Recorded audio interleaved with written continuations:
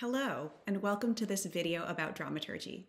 My name is Daria Martin, and I am a freelance dramaturg based out of Brooklyn, New York. In this video, we're going to go over dramaturgy in three main sections. The first section will cover what is a dramaturg or what is dramaturgy. The second will be how to become a dramaturg. And in the third section, we'll look at working as a professional dramaturg, followed by a short wrap-up. Now, something to note.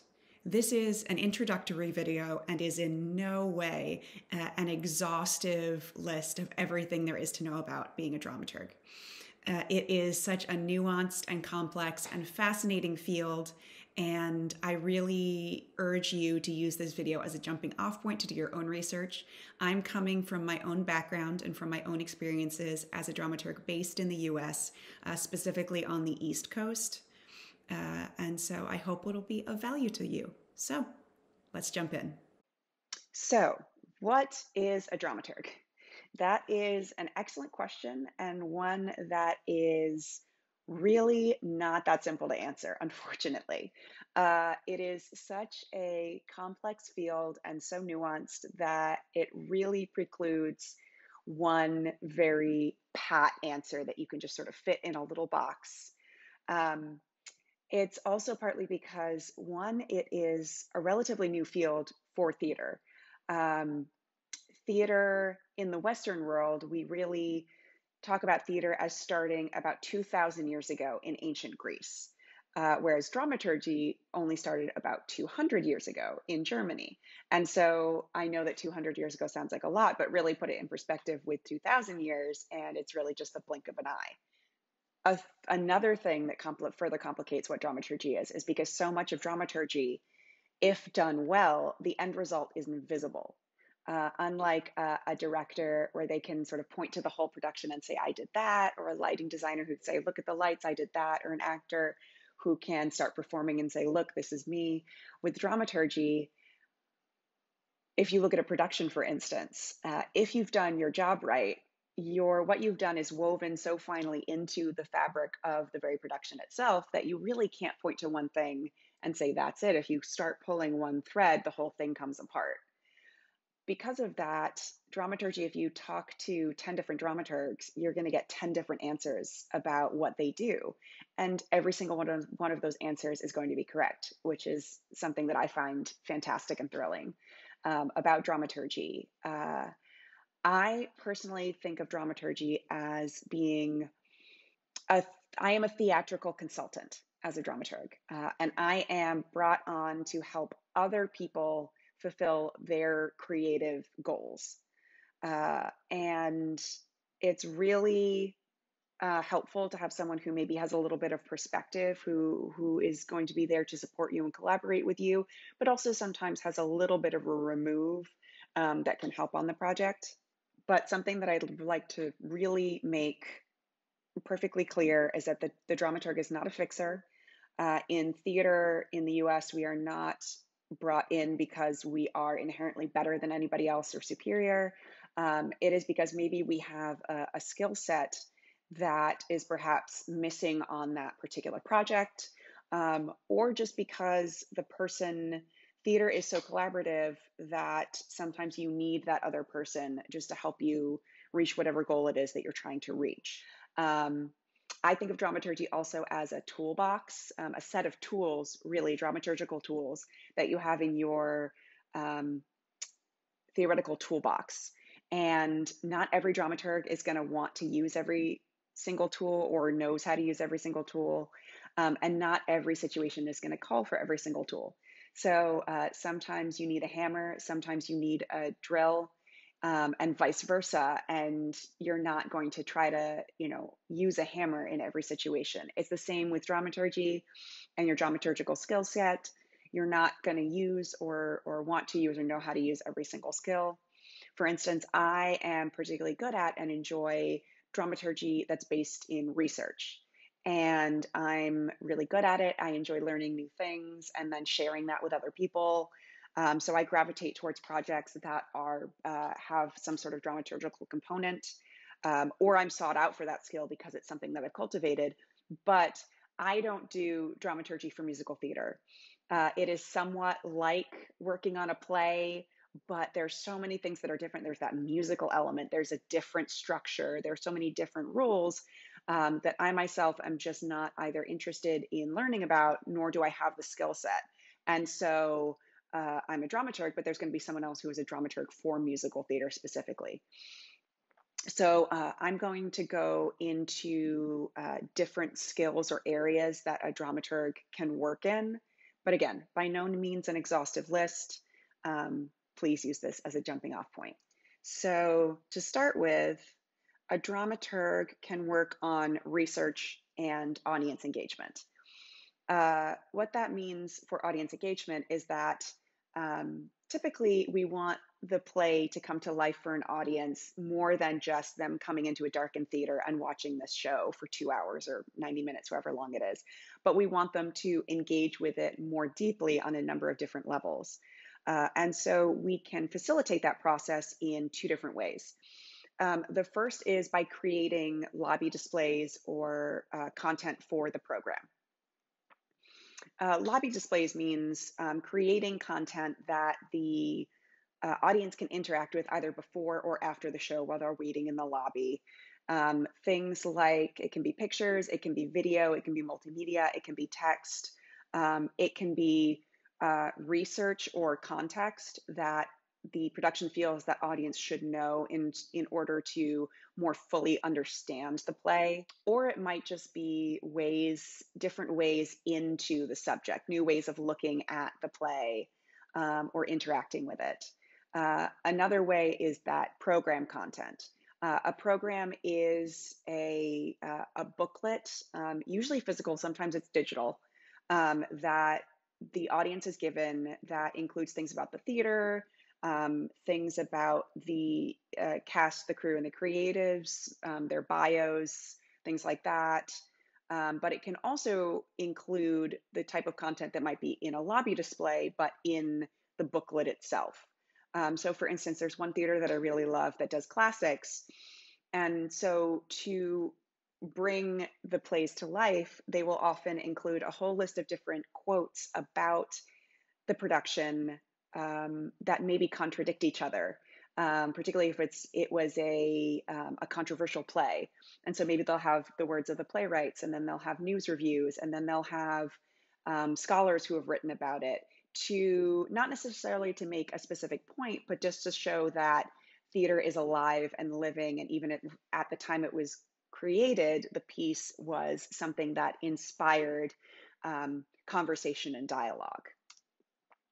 Also under research and audience engagement, there is just kind of straight research for either those two other facets, the lobby displays or the program content, or for the team themselves. So for instance, let's say it was a play that was set in a time or place that the cast or the creatives are unfamiliar with. The dramaturg can do research and create a packet of research that will help the team understand the work.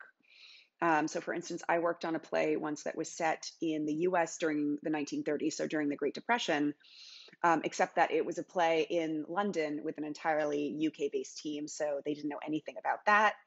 So they needed some research just so that they could understand all of the terms and understand, let's say, race relations and what was going on politically, just so that they could do the play effectively. Now, third under research and audience engagement is facilitating talkbacks. Talkbacks are typically dialogues or interviews with either someone from the creative team, like the director, or maybe an outside scholar, talking about a specific facet of the work. It usually happens after a specific performance.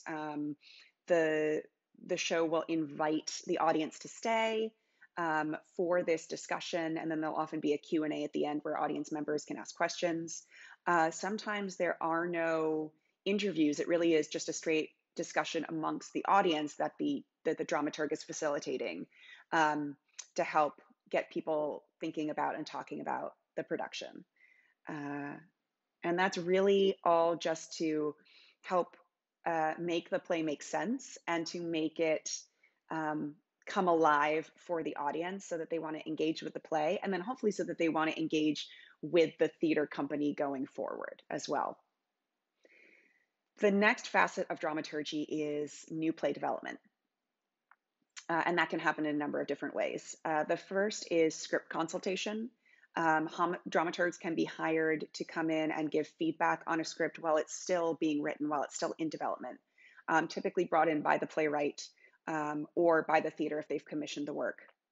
I don't like to say that the dramaturg is coming in as an editor, because that implies some sort of power imbalance where the dramaturg sort of knows more than the playwright.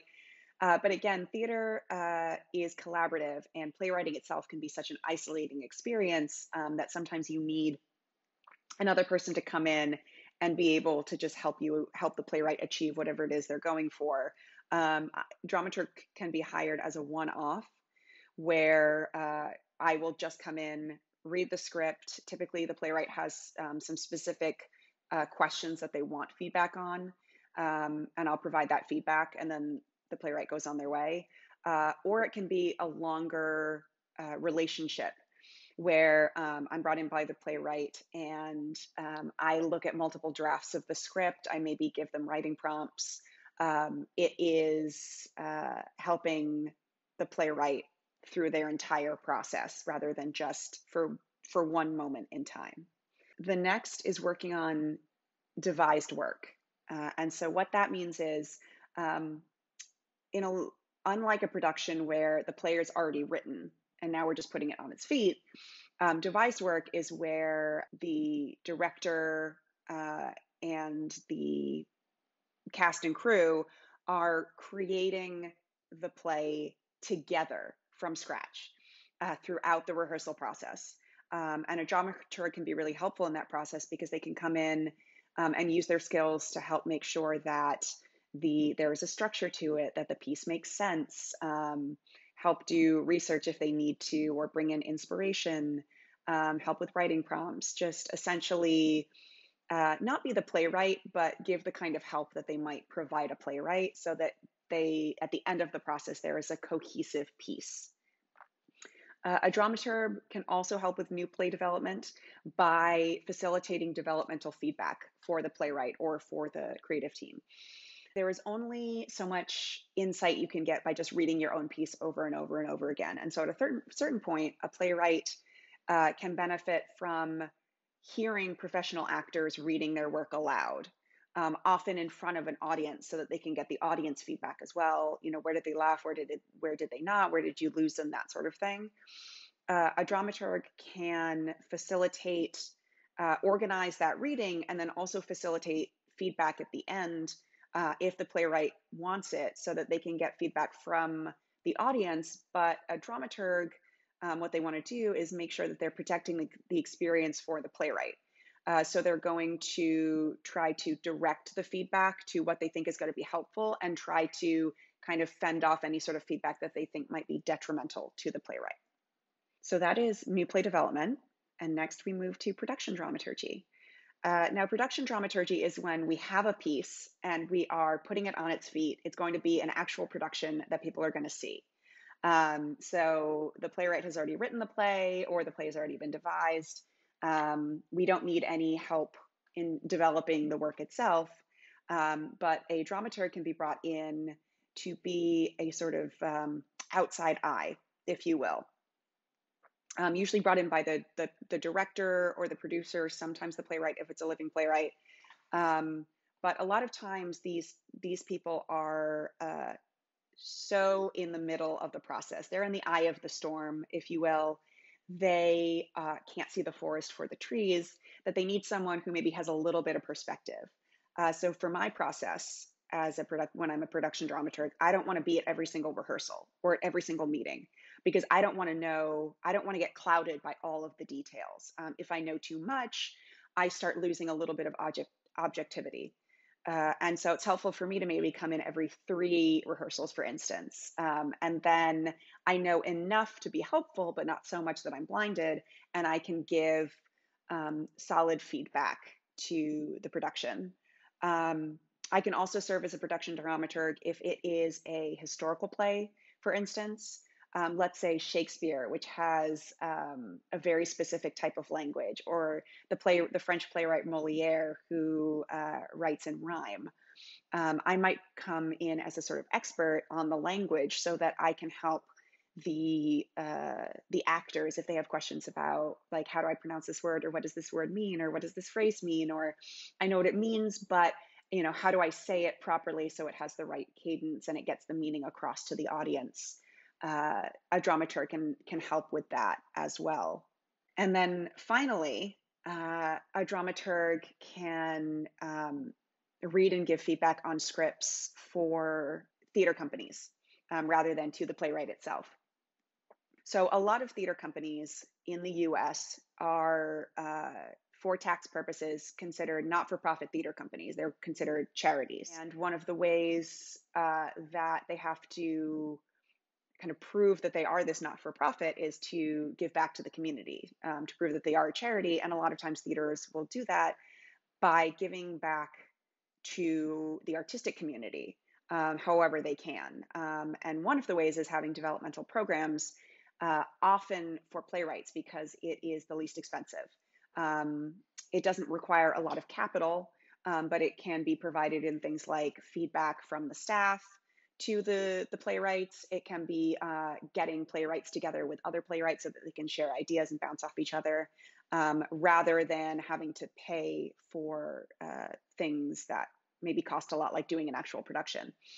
And the dramaturg can read those submissions for those developmental programs to decide who's going to be part of the programs each year. If they're the one who's actually running the program, they'll also provide feedback to the playwrights about their works in progress. Dramaturgs can also read plays that have been submitted to theaters for production, because of course theaters have to produce plays as well. That's their whole raison d'etre. Depending on whether they have an open submission process, they could get a lot of submissions. And so a dramaturg can read those submissions and give feedback to the theater of, yes, I think this would be good for the theater. No, I don't think this would be good. This is a great playwright. You should maybe follow their work, but not this particular play. And just help the theaters choose what work they're actually going to be producing in a season. That was to go over research and audience engagement, new play development, production dramaturgy, as well as script reading. You'll hear a little bit more about some of those in the next sections, but I hope that gives you a good overview of what a dramaturg can do in the US theatrical system. So now that we know what dramaturgy is, how do you become a dramaturg? Well, that is another great question. And the answer is however you want, really. There is no formal training necessary. There are no certifications that you have to possess in order to become a dramaturg. If you want to be one, you can be, which I think is fantastic. But if you would like some formal training, there are a couple of different options. The first is undergraduate training, so training at university. And when you do undergraduate study, there are two different types of study that you can choose from. The first is called a Bachelor of Arts program, and the second is called a Bachelor of Fine Arts. They're both typically a 4-year degree at an undergraduate university. But the Bachelor of Arts is a more generalized program. You're typically going to study theater in totality, as well as all of your gen ed classes, all of your regular like math, science, how to be a smart, well-rounded human being. And there is no barrier to entrance into the theater program other than what's required to get into the university as a whole. So for instance, for my undergraduate degree, I studied theater generally. I applied to and got into the university, and then all I had to do was say, I want to major in theater, and I was in the theater program. And it taught me all different types of different fields of theater. So I really got a well-rounded education. The second option, the Bachelor of Fine Arts, is much more specialized. It is a 4-year degree. It is typically you wouldn't just get it in theater, you would get it in dramaturgy specifically. And you would have to apply to that program as well as to the university as a whole.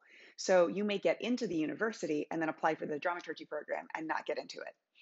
And it's a lot more specialized. So one university, for instance, with their dramaturgy BFA, even your electives, the courses that are outside your field of study, are directed by the program. They tell you, you need to take these language courses and these history courses and these other courses to make you a better dramaturg. If you graduate from your undergraduate program and you just want to go out and be a dramaturg, great, Godspeed, go ahead and do that. But you can, if you'd like to, go further and do even more training with a graduate degree and a graduate field of study. And there are also two different ways that you can study, two different types of programs.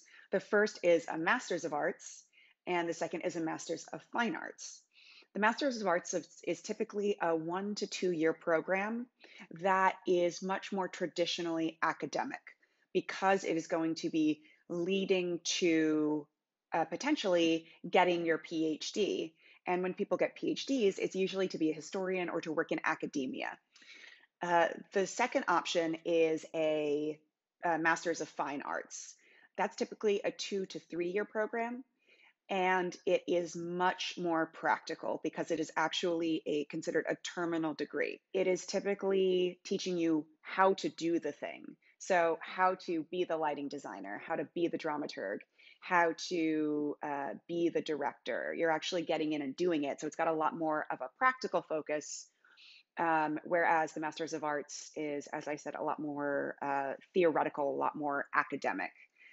They both can be great options. It's not to say that the Master's of Arts is dry or is just going to be abstract, but those are just kind of, in broad brushstrokes, what the differences are between the two programs. Unlike, let's say, acting or directing or some other fields of theater, there are not really programs that you can go to study them outside of a university setting. So it's really either getting these undergraduate or graduate degrees or working in the field or a combination of the two. And a lot of the undergraduate and graduate programs also require internships. An internship is typically a couple of months to up to a year, depending on the program. It's usually tied to being in university and getting college credit because a lot of states, I don't know if it's federally mandated, but a lot of states, in order to make sure that interns are not being exploited as free labor, essentially, by the theater companies or by anyone, you have to be compensated for it. And if it's not going to be money, which a lot of theater companies don't really have the bandwidth to offer, they can compensate you in college credit. So if you do want to do internships, a lot of times you have to be in an undergraduate or a graduate program. Then there are what are called fellowships, and those are typically open to either those who are very near the end of their program or perhaps have just graduated from their program, are still very early in the first couple of years of their career. Those are typically 1 to 2 years. They are focused on people who are a little bit older, a little bit more mature, so there might be a little bit more responsibility happening with them. Again, not always, but that's a kind of down and dirty distinction between an internship and a fellowship. I came to dramaturgy after years and years and years of being in theater in what feels like every other specialty. I started out as an actor, which many people do. I moved into costume design as well as acting in high school, and I actually almost studied costume design, but ended up going to a liberal arts university that had a Bachelor of Arts program in theater. So it was a general theater program. I also studied French as a minor just because I really liked French. And it was a program that really taught you everything. So I learned how to stage manage and direct and design and produce and really just all hands on deck, everything that could possibly be done in theater. And I got to the end of my 4 years and really didn't know what to do because I knew I wanted to be in theater, but I had sort of been thinking that I'd want to be a professional actress when I graduated. And when I really sat down and thought about it, it was just not for me when I really put my mind to it. And so I knew I wanted to be in theater, but I didn't know how.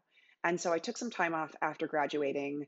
I did local theater. I worked just a day job, and I explored my options. And I literally was Googling things like something like how to be in theater that's not on stage or teaching.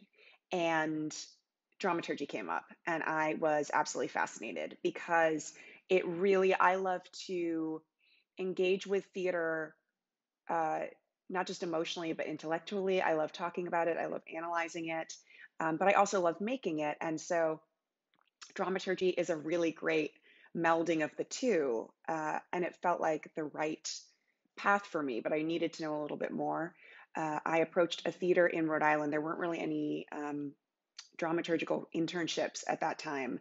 And so I approached a theater, professional theater, and they essentially crafted a small internship for me just so that I could learn a little bit more. And then after that, I decided to apply to graduate school. And I applied to master's programs and MFA programs, but I ended up going with an MFA program because I just needed a program that was going to teach me how to be a dramaturg, really put me on that path. And so I ended up attending the MFA program at Columbia University in the city of New York. I moved to Manhattan in 2013, and it's a 3-year course of study, 2 years of classes, 1 year of thesis, and it's really a lot of practical training and really starts from the ground up. Some graduate programs, take students who have already been working as dramaturgs and just wants to take them to the next level in their career. Other programs like Columbia take students who perhaps have not already worked as a dramaturg, in a really meaningful or professional capacity, but know that that's what they want to do. And that they will teach you over those 3 years, essentially how to be a dramaturg. And if it weren't for that program, it's really what brought me to New York and really taught me how to be a dramaturg. I probably would not be working as a freelance dramaturg today, living in Brooklyn. I would still be in my home state of Rhode Island, Googling what is a dramaturg and trying to figure out how to be one. Working as a freelance dramaturg in the United States, specifically New York City and Brooklyn, because that's where I'm working out of, is tough, y'all. I'm not going to lie. It is not easy. Being in theater in general is not easy, but being a dramaturg is definitely tough. Because as I talked about in the section on what is dramaturgy and what is a dramaturg, it is still such a new field. And again, 200 years does sound like a lot of time, but put it into perspective. And especially because it started in Germany, with Gotthold Ephraim Lessing, the father of dramaturgy, it took a little bit of time to even get to the United States. And so, unfortunately, outside of theater, no one knows what a dramaturg is. But even inside theater, there are a lot of people who either don't know what a dramaturg is. Like myself, I had never even heard of it until I literally graduated from college and just stumbled upon it myself. Or they do know what a dramaturg is, but they have never personally worked with one. And because of this, and because of the tight budgets that so many theaters are working with, there often isn't the inclination or the budget to have a dramaturg for a production. And a lot of times the dramaturgical tasks will fall to other people in the production. Because of this, a lot of dramaturgs or those who consider themselves dramaturgs or are trained in dramaturgy will actually work doing other jobs, using those skills, the tools from their toolbox, but using them in other ways. And one of the kind of blessings of dramaturgy is that those skills really are transferable to so many other different positions. I know that dramaturgs, you can find them as things like artistic directors of a theater, producers, even in marketing, because dramaturgy is helpful in so many different ways. But if you're not working as a freelance dramaturg, one of the places that you most often find dramaturgs are working as literary managers. This is not to be confused with an agent. This is not someone who is an agent for a playwright and is trying to get their work produced. Literary managers also go by other titles at theaters. You can find them as managers of artistic programs, artistic associate, literary associate, director of new play development. So they're not always going to be called literary manager, but a lot of times the job is very similar with all of these titles. And I talked about in a previous section how theaters, as not-for-profit charities, they have to give back to the community. The literary manager is often the one who runs that program. They're the ones who either read the scripts or manage all the dramaturgs who are reading the scripts. For those who are actually applying to the program, they will also provide dramaturgical feedback to the playwrights in the program, as well as facilitating playwrights giving each other feedback or just generally having each other as resources. But the other duties that a literary manager can have are to scout for new plays and playwrights that the theaters might either want to produce or work with in the future, curate those audience engagement events like the talkbacks or doing the programs, the program content or the lobby displays. They can serve as an in-house production dramaturg if the playwright or the director has not already brought on their own dramaturg to the program, to the project, which they can sometimes do. Sometimes a director will come in and say, I really need a dramaturg for this particular play that you're going to produce, and the theater can find it in the budget to make that happen. If they can't, the literary manager will often step in. Often they're also considered the resident dramaturg. And then just generally, the literary manager does a lot of admin work for the literary department, just keeping things running. And so you'll see a lot of dramaturgs, if they're not working freelance, that typically is a role that is often filled by a dramaturg. So how do I personally, as a freelance dramaturg, get work? I have always received work through connections, really. Because dramaturgy is something that's so hard to have a portfolio for. Yes, if you've written articles, yes, if you've done lobby displays or audience engagement, you can have artifacts for that you can have in your portfolio. You can have photos, you can have copy of the text, you can have video of the talkbacks. But for things like production dramaturgy or new play development, it's really hard to have something physical to show someone who's interested in possibly hiring you.